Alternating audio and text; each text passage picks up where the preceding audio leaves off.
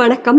ஒரு government exam எப்படி crack பண்ணுறது அப்படின்ற ஸ்டெப்ஸ் தான் வந்து இந்த வீடியோவில் பார்க்க போகிறோம். அதில் எக்ஸாக்டாக 7 ப்ரூவன் டிப்ஸ் ப்ளஸ் வந்து இந்த வீடியோவில் ஒரு ஸ்பெஷலான ஒரு டிப்பும் உங்களுக்காக காத்துட்ருக்கு.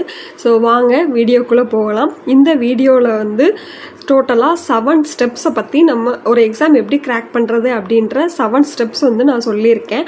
அது மட்டும் இல்லாமல் காமனாக எக்ஸாம் கிராக் பண்ணுற எல்லாருமே 80/20 ரூல் வந்து நம்ம தெரிஞ்சிருப்போம். அந்த ரூலை எப்படி கவர்மெண்ட் எக்ஸாம்ஸ்க்கு அப்ளை பண்ணுறது அப்படின்ற ஸ்பெஷல் டிப்பும் ஒன்று சொல்லியிருக்கேன். ஸோ வாங்க வீடியோக்குள்ளே போகலாம். ஸ்டெப் 1 வந்து எக்ஸாமை சரியாக புரிஞ்சுக்கிறதுனா அந்த எக்ஸாமை நம்ம படிக்கும்போது அதுக்கு கரெக்டான ஒரு கைடு இருந்தால் மட்டும்தான் நம்மளால் படிக்க முடியும். இப்போ எக்ஸாம்பிளுக்கு நம்ம எல்லாருமே வந்து ஒரு டிகிரி முடிச்சிருக்கவங்க எல்லாருமே வந்து என்ன ஃபீல் பண்ணுவாங்க அப்படின்னா, கவர்மெண்ட் எக்ஸாம் கிராக் பண்ணணும், டிஎன்பிஎஸ்சி கிராக் பண்ணணும், யூபிஎஸ்சி கிராக் பண்ணணும் அப்படின்னு வந்து வச்சுருப்பாங்க. பட் ஆனால் அவங்க எல்லாருக்குமே வந்து டிகிரிக்கு கம்ப்ளீட் பண்ணியிருக்க எல்லாருக்குமே வந்து அந்த எக்ஸாம்ஸ்க்கு அவங்க எலிஜிபிள் தான். ஸோ நம்ம எந்த எக்ஸாம் கிராக் பண்ண போகிறோம் அப்படின்றதுல தெளிவாக இருக்கணும். அதனால ஃபஸ்ட்டு நம்ம எந்த எக்ஸாம் கிராக் பண்ண போகிறோம் அப்படின்றத சூஸ் பண்ணிக்கோங்க. அதில் ஸ்டெப் 1 என்ன அப்படின்னா, எந்த எக்ஸாம்னு சூஸ் பண்ணதுக்கப்புறம் அதோட சிலபஸ் டவுன்லோட் பண்ணுங்கள். செகண்ட் திங் என்ன அப்படின்னா, அதில் எதெல்லாம் வந்து இம்பார்ட்டண்ட் டாபிக்ஸ், எதெல்லாம் வந்து இம்பார்ட்டண்ட் சாப்டர்ஸ் அப்படின்றதெல்லாம்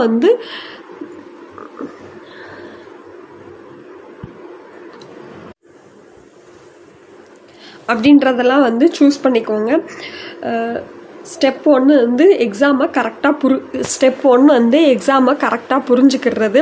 எக்ஸாமை கரெக்டாக புரிஞ்சுக்கிறதுனா, டிகிரி கம்ப்ளீட் பண்ண எல்லாருமே வந்து மேக்ஸிமம் டிஎன்பிஎஸ்சி எக்ஸாம்ஸ், யூபிஎஸ்சி எக்ஸாம்ஸ்க்கு வந்து எலிஜிபிளாக தான் இருப்பாங்க. அதில் நம்ம எந்த எக்ஸாம் கிராக் பண்ண போகிறோம் அப்படின்றதுல எக்ஸாமை ஃபஸ்ட்டு சூஸ் பண்ணணும். ஸோ சூஸ் பண்ணிவிட்டு செகண்ட் திங் என்ன அப்படின்னா, சிலபஸ் டவுன்லோட் பண்ணுறது.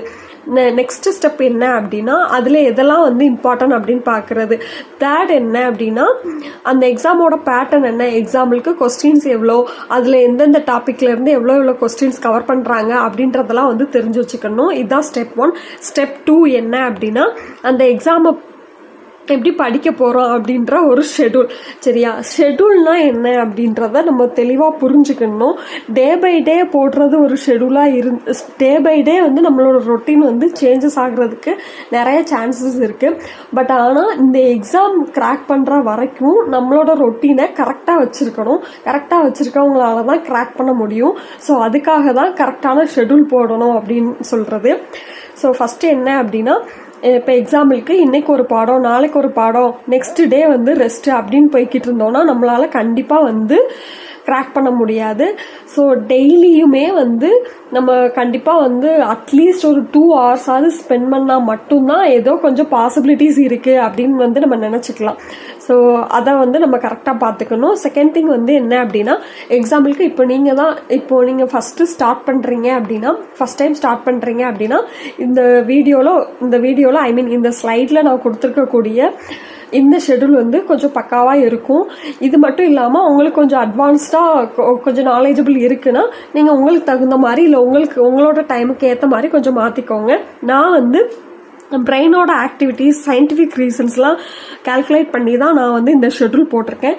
ஸோ ஃபஸ்ட்டு என்ன அப்படின்னா, மார்னிங் 6 to 8 o'clock வந்து தமிழ் அண்ட் ஜிகே. எதுக்காக அப்படின்னா, மார்னிங் வந்து நம்ம எல்லாருக்குமே மெமரி பவர் வந்து கொஞ்சம் ஸ்ட்ராங்காக ஈஸியாக அப்சார்ப் பண்ணிக்கலாம் எல்லா கண்டென்ட்டையும். அதுக்காக தான். செகண்ட் என்ன அப்படின்னா, ஈவினிங் வந்து மேக்ஸ் அண்ட் ஆப்டிடியூட். இது எதுக்காகனா, நம்ம எல்லாருமே டல்லாக இருப்போம் இல்லையா? So take a coffee, then solve questions, I mean sums. So அது வந்து நம்மளோட மைண்டே வந்து ரிலாக்ஸாக வச்சுருக்கோம். அட் த சேம் டைம் வந்து நம்ம சோர்வாக இருந்தோன்னா கொஞ்சம் துளிர் விட்ட மாதிரி இருக்கும்.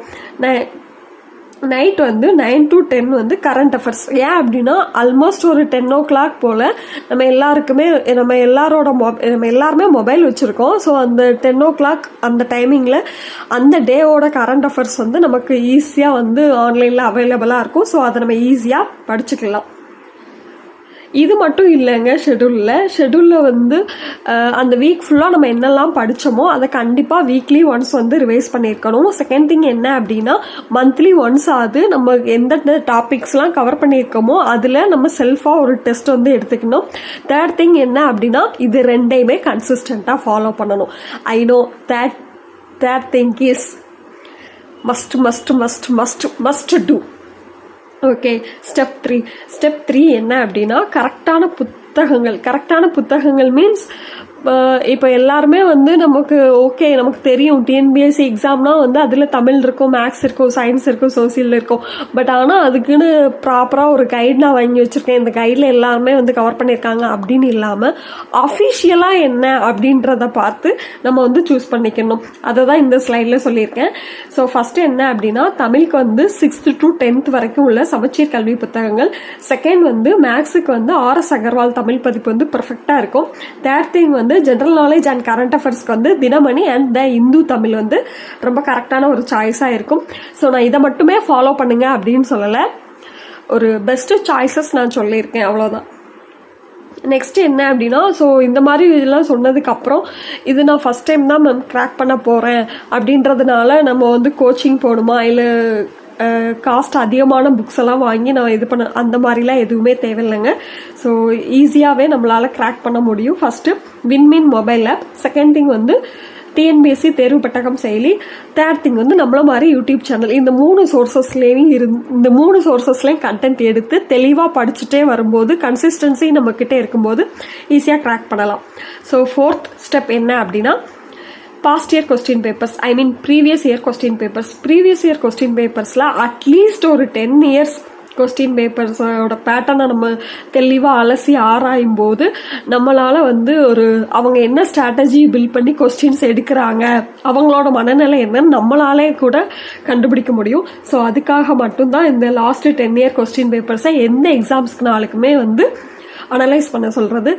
செகண்ட் திங் என்ன அப்படின்னா இந்த ஸ்டெப் 4ல் இப்போ எக்ஸாம்பிளுக்கு நம்ம வந்து ஒரு கொஸ்டினுக்கு 1 minute அப்படின்னு நம்ம வச்சுருக்கோன்னா கண்டிப்பாக அந்த 1 minuteக்குள்ளே க்ராக் பண்ணுறதுக்கும் நமக்கு எக்ஸசைஸ்லாம் தேவைப்படும்.